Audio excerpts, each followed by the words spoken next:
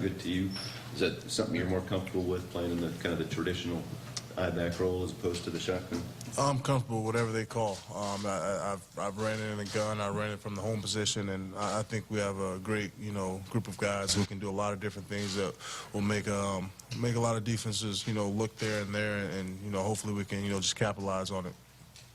Coach, you used the word exotic smash mouth football before that phrase, and I think people kind of scratch their heads. Is this the guy who's going to do that for you?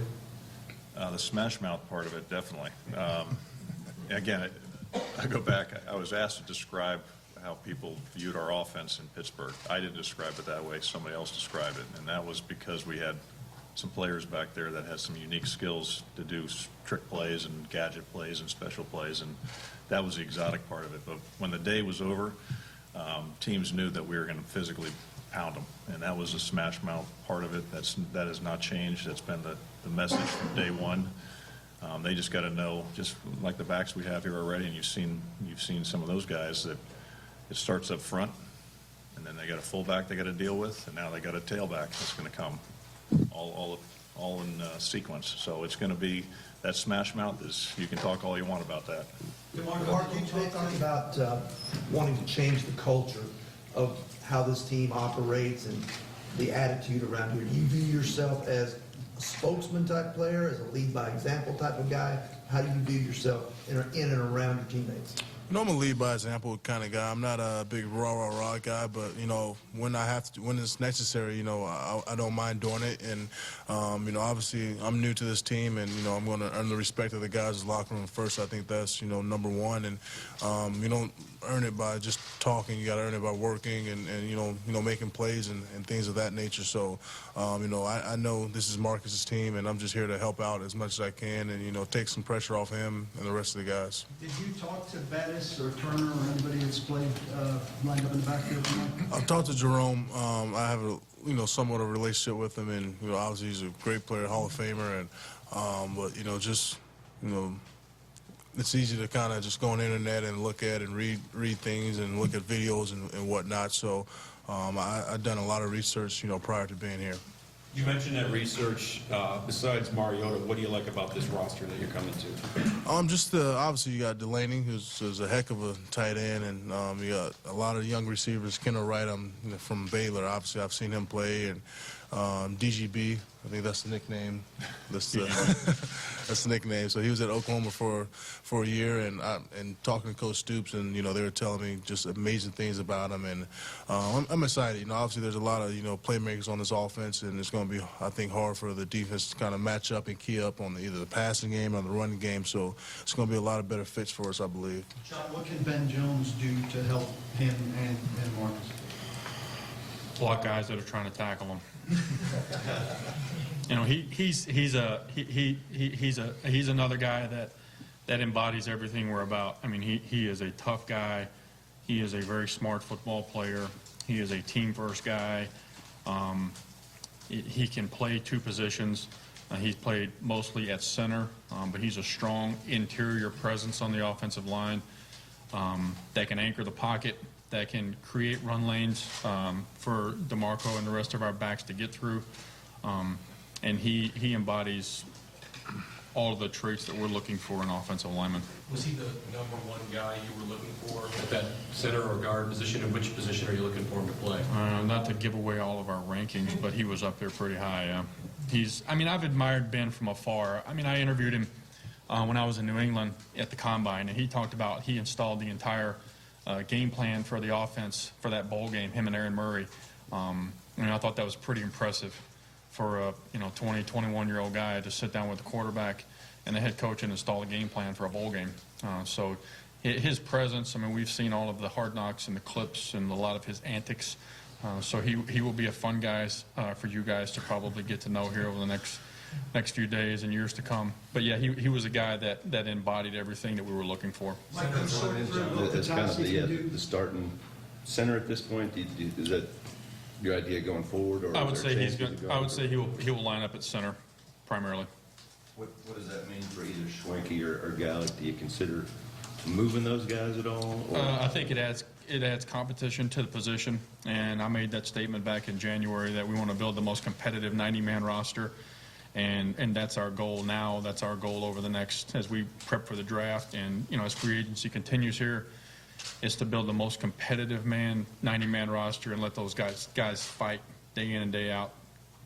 Marco, quick question. Being a wannabe running back, do you prefer a fullback or not a fullback? Obviously, I know we have a heck of a fullback here, so I prefer one. John, in your experience of just bringing in free agents, can you kind of speak to the challenge of making sure guys are the right fit? Some situations it hasn't worked out, and why they would work out for you? Yeah, I mean, we've talked about just being disciplined with our decisions, being judicious with how we're attacking free agency, really evaluating the tape, but going back and looking at my draft reports when those guys came out. My interview notes on those guys when they came out, the psychological testing stuff that we did on those players when they came out, so that we really leave no stone unturned on the player and we kind of get a complete profile. It's a little different than the draft process because, guys mature over the course of their 3-4 years in the league, but you at least have a baseline of the information of what you thought about the player as a person when he came out of college. You haven't interacted with that guy on a day-to-day basis like he has at his other team. But it gives you a baseline of where you expect him to be, and then you let the film speak for itself. Mike, where's Rashard Matthews project in your receiver rotation? Probably working out at the Z position, but he can play inside, he can play both. That's the nice thing about it. He's versatile and can do a lot of things for you. So you're not looking for him, he's a guy who's hasn't been a one, and you're not looking for him to necessarily be your one then? We're looking for, the John's been talking about the whole time, they're all going to compete and see who turns out to be that one for us. John, so far the early signings have been essentially on offense. Do you still have some more work you want to do in free agency on that side of the ball, and are you also looking to do some work on defense? Yeah, it's we've got. Yesterday was the onset of free agency. There's that first wave of players that that have landed at other clubs. We're still working through our depth charts and our rankings of the guys that are still out there. And then the draft process is right around the corner. We're at pro days today. We've got private workouts set up and visits. So I would say we're looking to acquire good football players at all positions, offensively and defensively, and offense, defense, wherever it may be. Again, we just want the most competitive 90-man team. How do you assess the veteran safety market at this point? Yeah, I talked a little bit about that this morning, going back through that, trying to set up some visits with a couple guys to bring in here and talk to. And then, I think the draft pool is there's a nice pool of players in the draft too that we could look to target. Marco, we all know what you did in 2014, but after last season, you come in here looking to show that you have something to prove? Definitely. I think as a competitor, I think you always have to have that type of edge and a little chip on your shoulder, and especially in this league, it's a very competitive league, and I know every day I got to come in and work hard and compete at a high level, and so I'm very excited, and like I said, I can't wait to get to work, and I'm looking forward to it. Marco, when you're kind of at your best, what do you think you bring to a team as a good running back?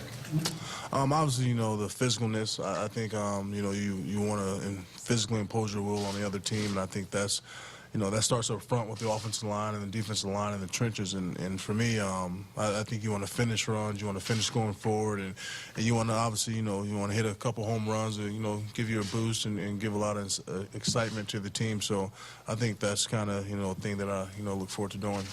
John, I guess a lot of carries over the years for you. How do you manage to stay fresh, I guess, despite all these carries that you've kind of loaded up on over the years? I pride myself in obviously working hard, but just taking care of my body. Hyperbaric chamber, cold tubs, things of that nature, and I know we have a really good training staff here. So, I honestly love taking care of my body. I try to, put the right things in my body as well. So just to make sure I'm ready, throughout the course of the year. John, he's not old, but he's not young, and he had 1 billion carries 2 years ago. Those are factors that often dissuade teams from veteran running backs. How did you kind of calculate on that stuff? It's probably slightly less than 1 billion, but I got where you're going. Our medical staff did an extensive, evaluation of him medically, and he came out fine. I think that there's more than enough tread left on his tires, so to speak. I'm not concerned about that. You're watching, obviously, what Houston and Jacksonville have done. How much better has the division gotten in 24 hours, and how much do you need to keep pace? Yeah, it was pretty exciting day for the division. Us adding some key pieces, those guys adding some key pieces. You know, I'm good friends with those guys on on those staffs, and anxious to compete with them. So I think the AFC South is going to be an exciting division next fall when we strap it up. Is there still potential interest in Al Woods, and do you see that now as a position kind of need with both those guys potentially? I would say that we'll keep those discussions between us and his representations, but there are ongoing discussions. DeMarco, on that Position in age, general, I guess, nose tackle, is it something that needs to be addressed, I guess, at this point? Yeah, again, I just kind of I don't want to say vague there, but just good football players that we think can come in here and help our football team. Defensive line being one of those guys. If there's a guy that can come in here and help our football team and be productive, we'll most certainly look to add him. DeMarco, on that age and tread issue, obviously, I imagine you feel like you have a lot left. Do you understand people who look at the carry load from a couple of years ago and what that's done to guys, and have a question maybe?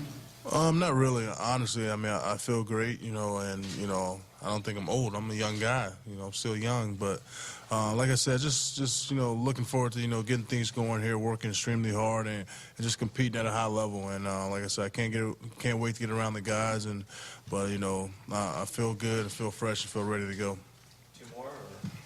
Mike, when you look at the additions that you've made in these first 24 hours, how convinced are you that this team is substantially better already than it was when it finished last season? Well, I think, we've added some important cogs to this, especially offensively so far. I don't want to forget, Bryce signed him earlier in the month, which I thought was good for us defensively. Can play nickel for us, can play corner. But I think the pieces that have come in here are all, first of all, very good people for this locker room, very good leaders for this locker room, great for this community, and very good football players that are going to come in here and compete and show maybe we have a lot of young guys on this team, show some of these younger players how to compete on a daily basis. And I think those are the guys we've added to this point. What are you looking for in a Castle versus Mettenberger scenario? Experience, a lot more experience. Just you're looking at 80 starts over 10. Again, competition between that group to back up Marcus, no different than anybody else we've signed. You had a chance to speak to Marcus. What did he think about the DeMarco Murray signing? He's very excited about it. He's really excited about all the things we've done so far with all the signings. Do you prefer to keep 2 or 3 quarterbacks next season? I think it depends on how your roster breaks down everywhere else. That's a discussion later on down the road, but I've done both.